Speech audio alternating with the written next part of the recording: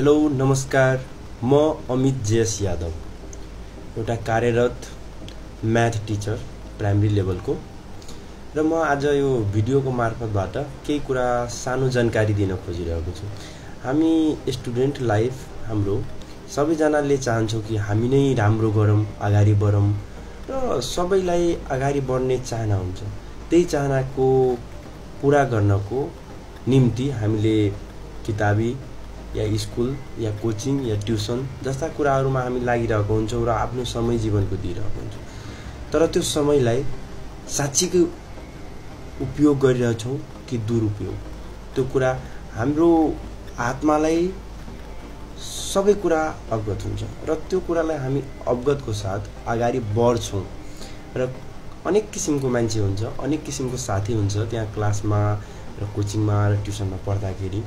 कोही मान्छे ज्यादै मेहनत गर्ने, कोही मान्छे मेहनतै गर्न नखोज्ने, कोही मान्छे मेहनत पनि गर्न खोज्ने, फाटागिरी गर्न पनि खोज्ने। फाटालाई अन्यथा नलिनु, यो शब्द भनेको आफ्नो जुन कुराको लागि निर्वाह समयलाई दिनुपर्ने त्यो कुराबाट अर्कोतिर ट्रान्सफर्म हुनु जस्ता कुरालाई हामीले फाटा जस्तो वर्ड भन्छौँ। र फाटाले पनि यो क्लासलाई डिस्टर्ब जस्ता कुराहरू गर्छ। त्यसलाई छोडेर हामी विषयवस्तुतिर आऊँ। विषयवस्तु यो छ भने कि हामीले राम्रो ल्याउन खोज्छौँ नम्बर, तर नम्बर ल्याउन बिचमा हामीले मेहनतको त्यो जुन बाटो हुन्छ, आज छ ल आज सरले मेरो भन्यो आज राम्रो गर्छु भन्ने कुरा आउँछ मनमा र गर्न पनि खोज्नुहुन्छ, तर त्यो गर्दै गर्दै बिचमा गर्न सक्नु हुँदैन। कारण के हुन्छ म चारवटा कुरा भन्छु। फर्स्ट, हामीले जुन कुरा रुटिन या नियम बनाएको हुन्छ त्यो नियमलाई पालना गर्दैनौँ।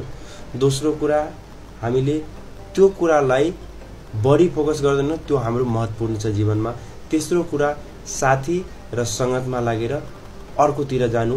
र लास्ट कुरा, तपाईको अल्छीपनाले यो सबैलाई खराब पार्छ। र यसलाई हामीले कसरी राम्रो गर्ने यो त भनिदिनु भयो, यो नराम्रो हो। यसरी यो चारवटा कुरालाई नहुने गरी कसरी म यसलाई साथी पनि नछुटोस् र म सबै थोक गर्दै रहौँ र पढ्दै पनि, यो कहिले पनि हुन सक्दैन। अलि न अलि तपाईँले केही पाउनको लागि केही गुमाउनु पर्छ जस्ता कुराको उदाहरण तपाईँहरूनिर छँदैछ। र यसलाई अगाडि बढाउनको लागि एउटा मात्रै सानो कुरा हो, आफू एकाउन्टेबल भन्ने जस्ता, मतलब बिहानै उठ्ने, अलिकति किताबसँग लगाव राख्ने, अलि होमवर्क गरिदिने, अलि पढिदिने, जे कुरा छ टिचरले भनेको त्यही कुरालाई पढिदिने। बढी होइन, दिनको 3 घन्टा 4 घन्टा हामीले लगातार आफ्नो बुकलाई केही न केही केयर गरौँ। जसरी हाम्रो लुगा राम्रो हुन्छ भने हामीले धोएर प्याक गरेर राम्रोसँग राखिदिन्छौँ, फेरि अर्को टाइम लाउँछौँ भनेर, त्यस्तै किताबलाई हामीले पढेर आयो भने त्यतिकै जता भावी फ्याल्नु भएन। त्यसले हामीले के कुरा सिक्छ भने किताबलाई म्यानेज गर्न सिक्नुभयो भने तपाईँले माया लाग्न थाल्यो भने बुझ्नु कि तपाईँ आफ्नो पढाइमा परिवर्तन गर्न सक्नुहुन्छ।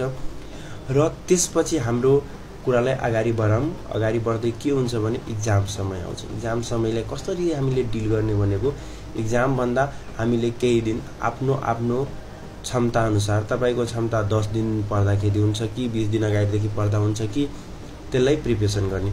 इक्जामको कन्सेक्युटिभ पोइन्ट, VBI क्वेसन्स जस्ता कुराहरूलाई हामीले बढी फोकस गरेर पहिला सकाउनुपर्छ।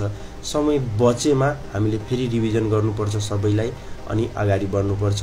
र त्यसलाई डिल गर्नको लागि इक्जामभन्दा अगाडि के गर्नुपर्छ, कस्ता कुरा छ, त्यो कुराहरूलाई अवगत गर्दै हामीले अगाडि बढ्नुपर्छ। र समयलाई राम्रोसँग म्यानेज गर्ने, कसरी गर्ने, हामीले गर्न कसरी सकिन्छ। र एउटै जवाब हो, समयलाई तपाईँले खेर फ्याल्नुहुन्छ, समयलाई बुझ्नु हुँदैन।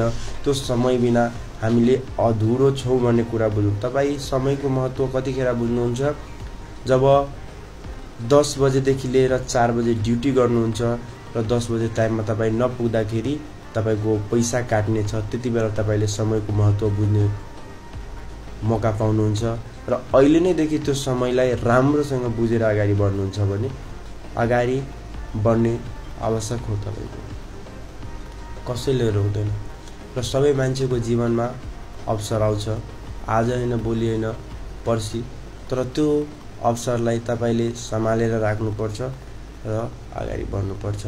क्लासमा पढ्ने हरेक बच्चाको दिमाग एकै नासै हुँदैन, तर नगर्न सक्ने कोही हुँदैन। त्यो कुरालाई म पनि मान्छु, हजुरहरु पनि मान्नुहुन्छ। यो संसारमा भएको हरेक मान्छेले मान्छ। कसको प्रतिभा कुन कुरामा कतिखेर चम्किन्छ कसैलाई त्यो कुराको अवगत हुँदैन। त्यो कुराको अवगत भयो भने ऊ मान्छे महाज्ञानी हुन्छ है। र एक्जाममा राम्रो नम्बर ल्याउनको लागि के कुरालाई बढी फोकस गर्नुपर्छ? तपाईले सबभन्दा मेन कुरा focus on class time. Class टाइममा तपाईले फोकस गर्नु पर्यो। टिचरले पढाएको कुरा फोकस गर्नु पर्यो।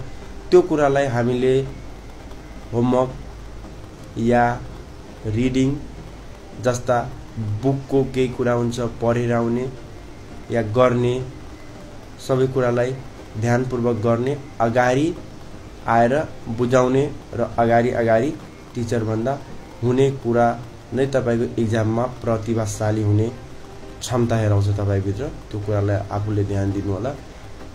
र यति नै भन्दै म आफ्नो आजको फर्स्ट भिडियो मैले बनायो। तपाईहरुले यो च्यानललाई सब्स्क्राइब गरिदिनु होला र साथै बेल आइकनको बटनलाई दबाएर मेरो भिडियो आइरहन्छ बेला बेलामा। अनि तपाईहरु यो भिडियोलाई यस्तै माया प्रेम गरिदिनु होला।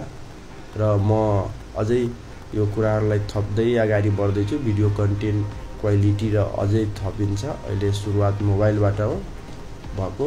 हजुरहरु सब्स्क्राइब र लाइक र कमेन्ट जस्ता कुरा सबैलाई सम्झेर एकैचोटी भने गरिदिनु होला। हस्, धन्यवाद।